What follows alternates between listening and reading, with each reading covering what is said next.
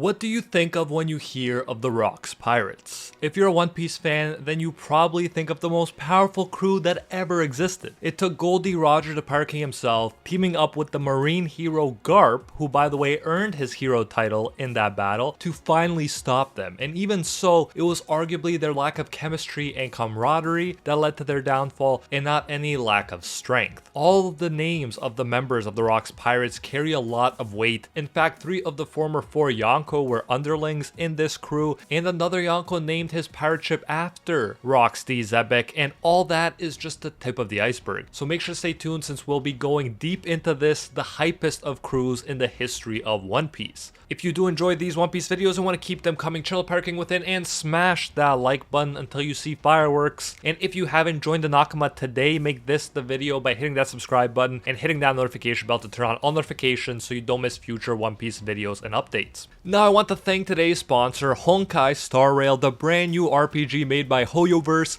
the makers of Genshin Impact. Honkai Star Rail is now open for pre-registration. Just click the link in the description to do so. Honkai Star Rail is a free-to-play and cross-platform anime-style game with a wide assortment of beautifully designed characters, each with cool and unique weapons. For example, Herda uses a huge hammer that can shatter the earth below in epic fashion, while Yanqing surfs on a sword to attack. It just doesn't get cooler than that. I love the costume designs too, especially Himeko's. You know Sanji would love this game. Throw in beautifully animated cutscenes and breathtaking backgrounds, and you get an immersive experience with top-notch stories and music that make it feel like you're in an actual anime. There are even 4 language voiceovers to choose from, a detail which I love. Anime fans like me will be psyched to hear that there are a lot of familiar Japanese voice actors in this game. As mentioned, pre-registration has begun for this epic game, so what are you waiting for? Check out the game and pre-register now via my link below. Now let's start with some important background information about the crew before we get into the individual members. Initially, people started panicking when Kaido and Big Mom teamed up. The 2 Yonko teaming up led to worries of the return of Rocks. However, at the same time, more than a few of the Marine soldiers have never even heard of Rocks, according to Sengoku. Sengoku describes them as a collection of individuals who came together on Pirate Island years ago to make one big score. They were a fierce bunch, constantly killing one another within the group. In addition to their captain, Wang XI,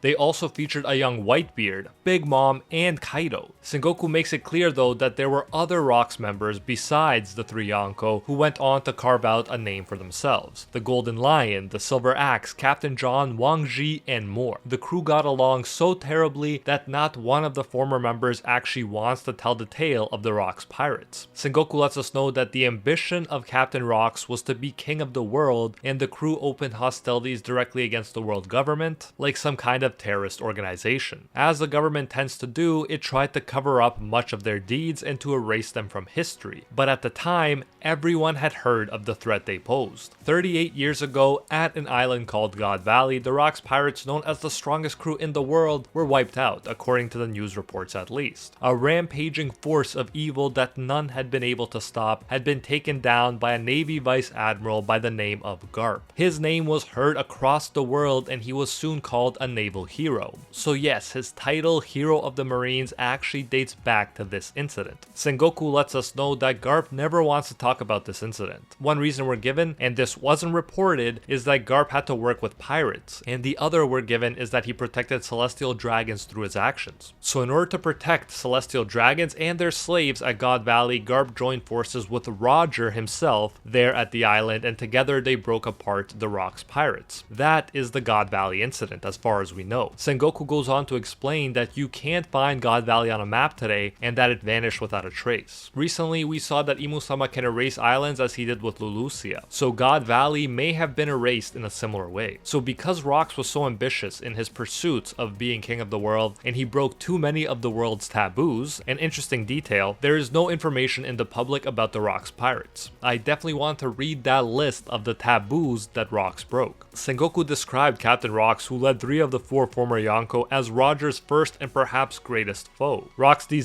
is also one of those rare pirates with the D initial. To be fair, Sengoku does say that 38 years ago, Kaido and Big Mom were nothing like they are now, implying that they've gotten considerably stronger. This does make sense since Kaido was still only an apprentice pirate at the time. However, Whitebeard 38 years ago was 36, so I feel like that sort of makes up for Kaido and Big Mom being younger at the time. Some other Other details to keep in mind are that the Rock's pirate flag included a red skull with horns. It has also been described as a burning skull. And in a flashback, people were in disbelief upon hearing that the Rock's pirates lost, and some even said it wasn't Garp or anyone else that overpowered them, it was just that they couldn't stand each other. No teamwork in the group was blamed, and since the event is shrouded in so much mystery, I think that's a valid possibility or at least a contributing factor. Another detail that must be mentioned is that despite not a lot of people knowing about the Rock's pirates nowadays, Blackbeard chose to name his ship the Saber of Zebek. So although Yonko Blackbeard was only 2 years old when the God Valley incident took place, it's clear that there is a connection there. In one way or another, 4 Yonko are connected to Zebek, and considering that Shanks was 1 year old at the time of the incident, he's not in the clear either. There have even been theories that he could have been Zebek's son. But for now, it's enough to note that 3 Yonko worked under him and another chose to name his ship after him, and the other members of his crew were arguably no less special. So whether people remember the Rock's pirates or not, the legacy of the Rock's pirates is very much alive in the world of One Piece. In other words, the past is not dead, it's not even past. Now let's jump into the 9 known crew members. Number 1, Ochoku, also called Wang XI in the English translation. Wang XI was actually a famous Chinese pirate lord in our world in the 16th century. He was credited for spreading European firearms throughout East Asia and for his role in leading the first Europeans to reach Japan in 1543. So the name alone carries weight, but in One Piece, Wang XI is known as the previous ruler of Hachinosu, aka Pirate Island, also known as Full-Lead in the English translation. Pirate Island is famous. As mentioned, it was where the Rock's pirates met. So you know you gotta be capable to rule over such a famous hub for pirates. Blackbeard overthrew him, but that's not the surprising part. We know Blackbeard has become a powerhouse and is a sliver away from passing Shanks and becoming the current Yonko with the highest bounty. Even the Dark King Silver's Rayleigh himself said he'd lose nowadays against Blackbeard. So it's not shocking that he'd take Pirate Island from Wang XI. The shocking part is actually that he needed help. It happened during the Rocky Port incident, which happened during the time skip. It was perpetrated by Law. Most of the details about the incident are unknown. What we do know though was that Kobe became famous for being the hero who saved civilian lives in the Rocky Port incident. Furthermore, Blackbeard mentioned that Kobe helped him out in that incident. He says it was thanks to Kobe that he was able to topple Wang XI and make himself the boss of Pirate Island. So to me, this hypes up Wang XI, who is clearly a legend from old times, and yet Blackbeard still needed a Marine's help in taking him down. And of course, when one member of the Rock's pirates is hyped up, the whole crew is as well. Keep that in mind as we move forward. On a side note, how crazy is it that Oda can build up so much hype around an event that didn't even involve our main characters? If he ever came out with a side story that followed this incident from beginning to end, I would be all over it.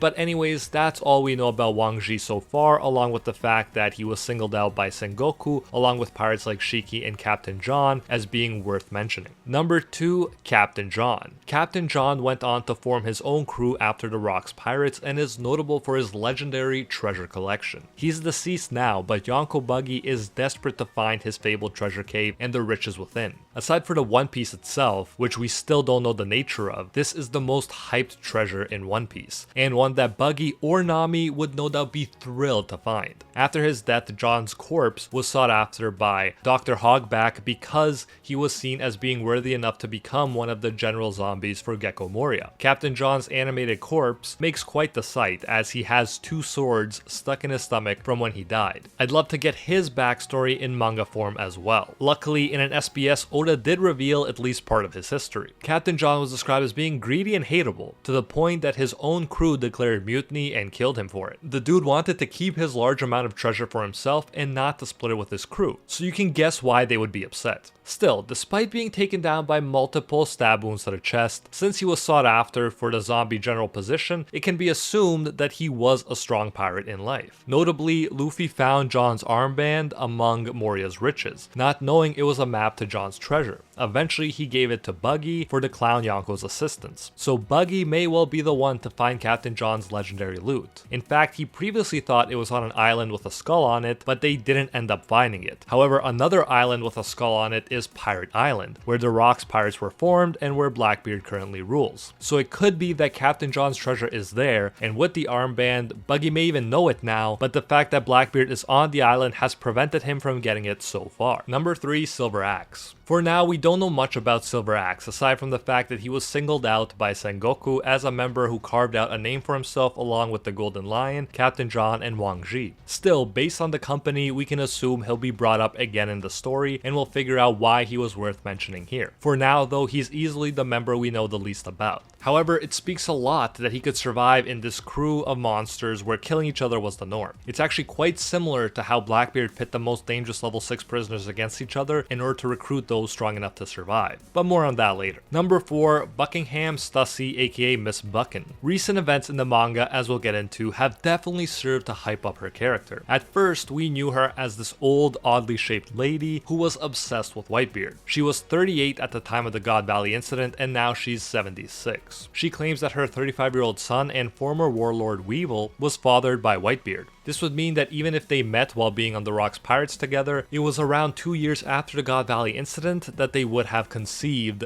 Edward Weevil, aka Whitebeard Jr. Honestly, as time goes on, I'm starting to believe Stussy's claims more and more. I mean, from the beginning, it can be argued that Weevil's mustache doesn't lie. His hair is also the same blonde color as Whitebeard's was back in the day. However, we also find out that Stussy is a self-styled scientist and is labeled by the narrator as a MADS freeloader. Notably, MADS was an illegal scientific research institute led by Vegapunk. This connection does suggest that Weevil might have been created in an unorthodox and scientific way while using Whitebeard's genes. However, it was recently revealed that CP0's agent Stussy is a clone of Miss Buckin. And it must be said, if Miss Buckin used to look like her, which is the implication, it's not hard to believe that Whitebeard would have succumbed to her advances. I mean, we've already seen that Sanji definitely would have. Now, from the looks of her clone, we can assume that Miss Buckin wasn't just attractive, but used to be a force to be reckoned with as well. We've seen her clone take out Lucci and Kaku effortlessly. Yes, she used sea stone lipstick to help incapacitate them, but still, it's impressive she succeeded in taking 2 Awakened Zone users out like that. The clone also has vampire-like wings and appears to suck blood, which in turn appears to drain victims of their energy and causes them to lose consciousness. This suggests that she might have some sort of vampire or, according to my comment section, succubus fruit. Of course, as we saw with the Seraphims, it's possible that the clone doesn't have the fruit, but they just added these fruit-like powers to her because Miss Buckin had the fruit. If this were the case, then Miss Buckin could have had these powers while on the Rock's crew, which would help explain how she survived in a crew full of monsters. Of course, it's possible that as an attractive woman, she was protected by Whitebeard or Rocks, but I think she could hold her own. After all, if she couldn't, why would they choose to clone her? Maybe she wasn't as physically strong, but her clone suggests that she more than made up for this by being strategic and ready to fight dirty against powerful men. So although Marco doesn't fully buy the fact that she was Whitebeard's lover, I'm believing it more and more. Not only was it nice seeing Weevil protect his father's hometown in chapter 1073, Stussy said Vegapunk could prove that her son and Whitebeard are related. Weevil, before Admiral Greenbull helped capture him, was said to have monstrous strength, which bodes well for him being the strongest man in the world's sun. Either way, this is a very interesting story thread, and I hope Marco will accept Weevil as Whitebeard's son eventually and help rescue him from the Marines. Stussy is also determined for Weevil to inherit the late Whitebeard's fortune, while Weevil really acts like a proud son, unlike Ace, and not only protected his father's hometown at great personal cost, he also proclaimed with tears in his eyes that he would kill Blackbeard for killing his father, while it was Stussy who told him that vengeance was foolish and that what they need is money. Number 5, Captain Rocks himself. It's hard to talk about the Rocks Pirates without covering the captain, so we went over a lot about him already while we were discussing the crew as a whole. As mentioned, he wanted to become king of the world. He somehow got all of these monstrous people to follow him as their ruler, and he was no doubt strong and not just a figurehead. We know this because when Kaido thought of the few people that could challenge him in strength, he thought of Odin, Whitebeard, Roger, Shanks, and of course Captain Rocks himself. The great question is, what happened to Rocks D. Zebek?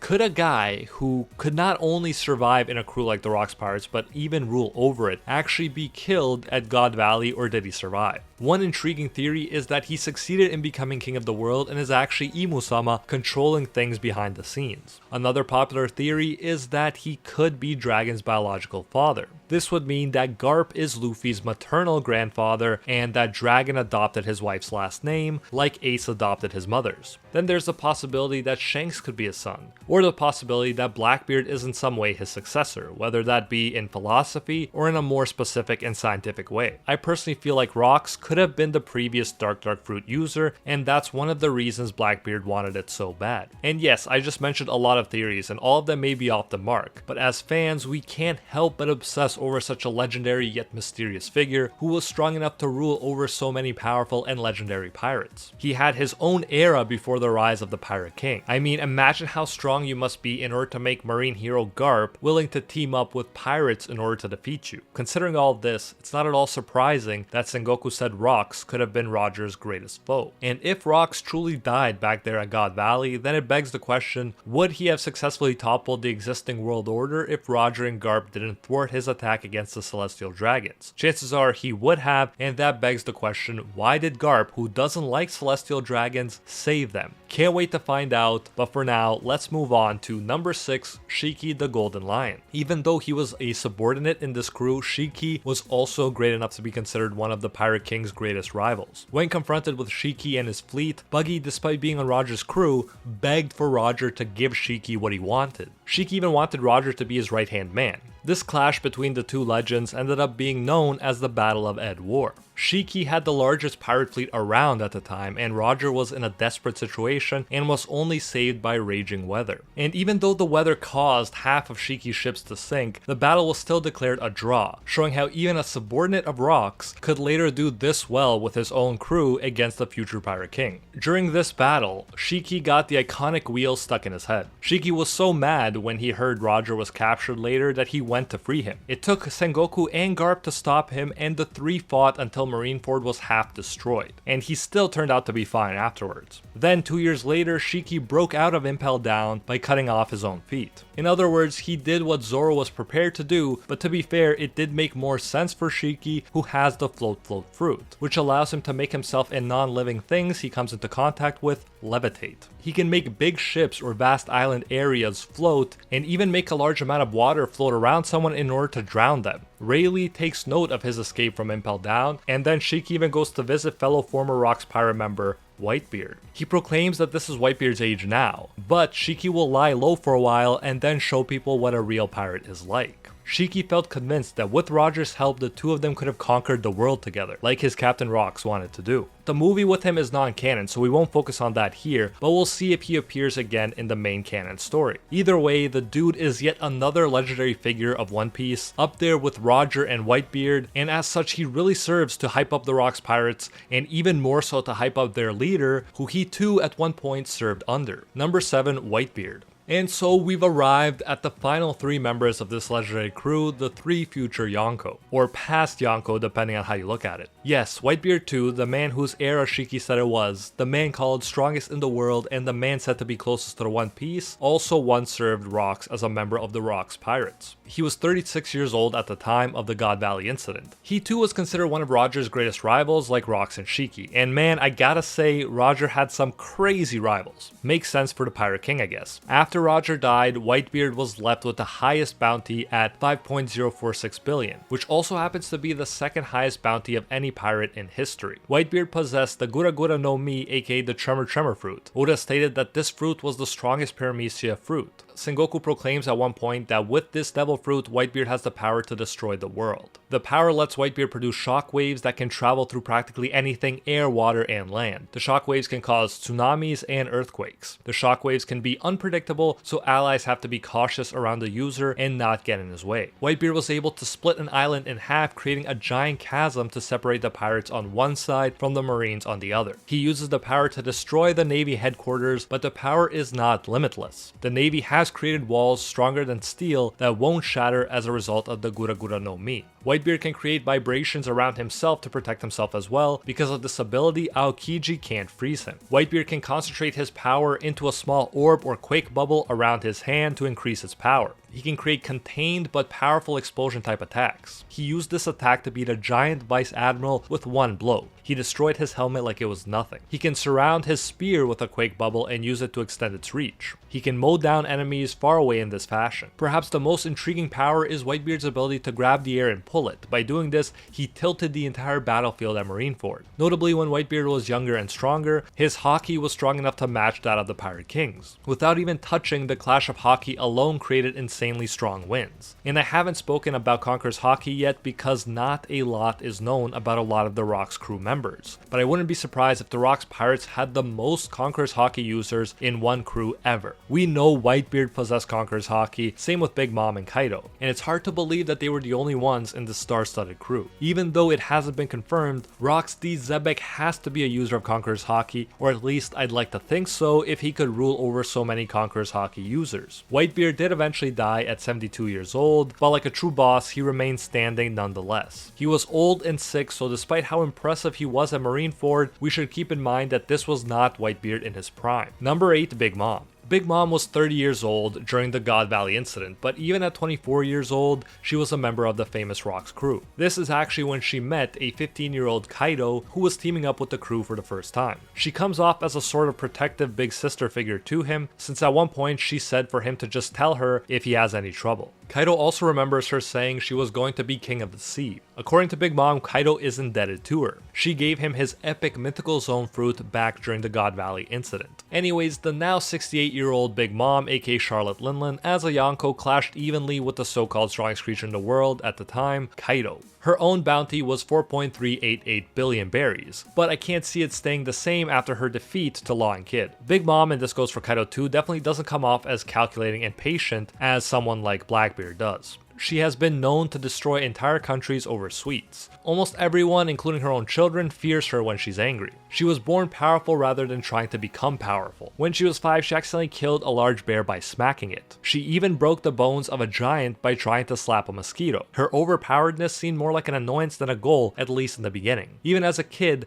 she could break a skilled giant's sword with her fist and then defeat him. I could keep going, but you get the point. She's very, very strong, and she was so from the beginning. Her devil fruit is a paramecia type called Soru no Mi, aka Soul Fruit. The fruit allows her to take the soul of whoever she touches and take years away from their lifespan. Obviously, if she takes enough years, the victim will die right then and there. The ability is super overpowered on paper, but there is a loophole. If you have no fear of death, you will not be affected by the devil fruit powers. Thus, if you want to even hope to stand a chance against her, you better have self-mastery over yourself and your fear. She can also put souls into inanimate objects or animals. These newly anthropomorphized beings are known as homies, and you could see them all around Toto Land. It's noteworthy that Big Mom cannot put souls into corpses or other people. The fruit can also produce little incarnations of pure soul that go around collecting and distributing souls for Big Mom. Big Mom used parts of her soul to create 3 special homies, later 4 as we'll see, that are far more powerful than the rest. These homies include Zeus, the Thundercloud, and is summoned by her left hand, Prometheus, the sun, that is summoned by her right, and Napoleon,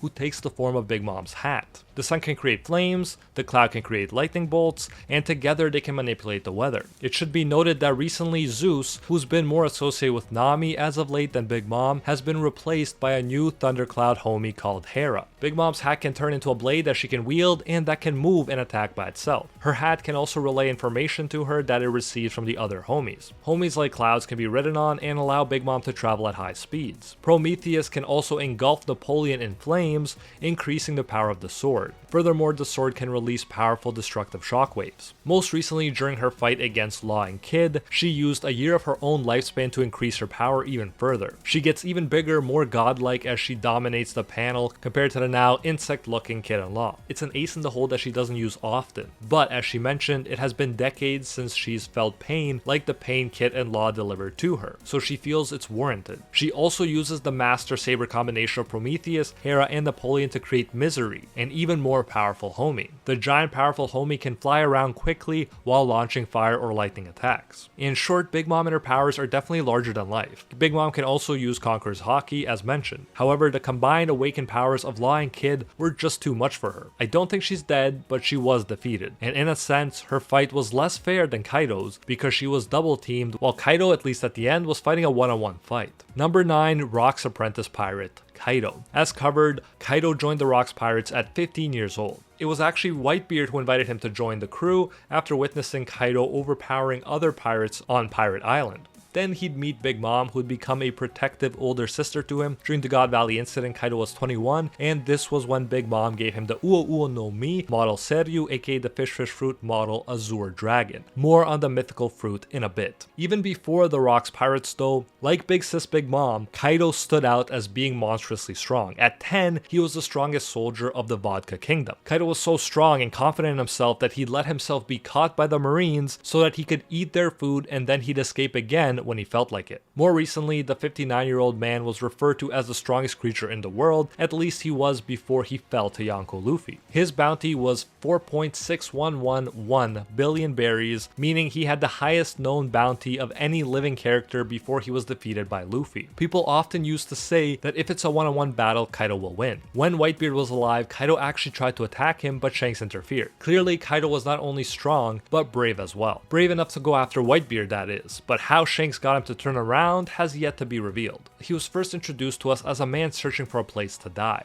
We are told that he's been caught by the Navy or enemy ships no less than 18 times, but now at least we know that some of those times, if not all of them, he was looking for food. He was tortured time and time again, we're told, and lived as a prisoner. When they tried to hang him, the rope snapped. When they put him under the guillotine, the blade cracked. Then he attempted to take his own life by jumping off from Sky Island, but he survived. Not even Kaido could take down Kaido, that's how invincible he seemed. And as with Big Mom, I think he's still alive, but more on that later. Anyways, I don't know if there's been a better introduction to an OP character than this. Kaido isn't strong because he wants to be. He practically views his overpoweredness as an annoyance, which is pretty hilarious. He has a reputation for being unable to die despite his best efforts. The first fight against Kaido and Luffy was a significant one. We are used to protagonists fighting, struggling, but ultimately overcoming their opponents. However, this is not what happens during this first fight. Luffy hits Kaido with many attacks and Kaido is ultimately not hurt by it. Then Kaido hits Luffy with his club once and Luffy is out cold. It's refreshing to see that pure willpower isn't enough to overpower a strong opponent sometimes. It doesn't happen often in shonen manga, but Kaido was able to brutally embarrass our shonen protagonist, and that shows how strong and special he was. It took Luffy mastering a higher level of haki, specifically the ability to emit haki rather than just coating his body in haki, and awakening his god fruit to finally beat Kaido. And again, I don't think he's dead, but he was definitely defeated. Some people even say that Kaido took a bunch of damage beforehand, and that's the only reason Luffy won. I'm not of that opinion personally, but it's true that he did take damage from the Scabbards, Yamato, Zoro, and so on before Luffy eventually beat him with his awakened fruit. Now let's get into Kaido's Devil Fruit, which is definitely one of my favorites. It's a mythical zone type fruit. As mentioned, it's called the Uo Uo no Mi model Seryu, aka the Fish Fruit model Azure Dragon. As a Fish Fruit, it raises huge questions. Like, was Kaido unable to end himself because he could even breathe in the sea, even if he may have been paralyzed like other fruit users? Also, if you didn't know, the reason Kaido looks like a dragon despite having the Fish Fruit is because it's based on the Dragon Gate myth, where if a carp made it up nearly an impossible to climb waterfall, it would become a dragon. Think Magikarp and Gyarados from Pokemon. The fruit allows him to transform into a giant, and I mean giant blue eastern dragon. He also has a hybrid form that he seems to use most often during the course of an intense battle. He can shoot heat blasts from his dragon mouth that can cause devastating damage. He can create slices of wind that can cut off limbs, tornadoes, lightning, and even hail in the video games. His ace in the hole is a technique that allows him to surround his whole dragon body in fire, so that he melts everything that comes into contact with him. The only known way to beat him in this case is through haki mastery. If Luffy couldn't emit his haki, he would have had to touch Kaido with his final attack, in which case he would have certainly lost due to the intense heat. We also saw Kaido clashing with fellow Yonko Big Mom. As with Luffy, they both use Conqueror's haki. When Kaido and Big Mom clashed, the heavens split open, just like when Whitebeard and Shanks clashed. That sort of seems like a sign of Yonkohood when you can do that against a fellow Yonko. Interestingly enough, Kaido and Big Mom seem to be pretty evenly matched in their battle. They eventually decided to team up together and take over the world, so in a way they wanted to finish what Rocks started. You see that wish to take over the world in quite a few Rocks pirates. It definitely seems to be a common theme and desire in the crew. After that, these two planned to finish their fight to the death. However, as we saw, they were defeated by the combined forces of Luffy, Law, and Kid before that could happen. So as you can see, a lot of Rocks Pirates members came to power even after the crew was disbanded. Now, some have fallen, like Kaido, Whitebeard, and Big Mom, and yet the Rocks pirates remain relevant. Literally just recently, as of writing this, it came out that Stussy, who's very relevant in the story right now, is a clone of the Rocks pirate member who herself is relevant now after her son got taken hostage by Greenbull. Weevil is like a Rocks pirate's child himself, since he seemingly came from two members of the crew, while others are probably connected in ways to the legendary crew that we still don't understand. At the very least, Oda made it clear that Blackbeard is carrying on the Rocks way. You can see this in not only his ship being called the Saber of Xebec, but as mentioned, in the way he also prioritized the strength of his crew members and encouraged them to kill each other so only the strongest would join his crew. And after going over all of these characters and their incredible feats and powers, I hope everyone listening can fully appreciate how powerful the Rocks pirates were, and specifically how powerful Rocks D. Xebec must have been, the man who ruled over all of these legendary monsters. If you're curious about his successor Blackbeard and want to learn more about their connection, then you don't want to miss my all 16 Blackbeard pirates and their powers explained video, link in the description and on screen right now.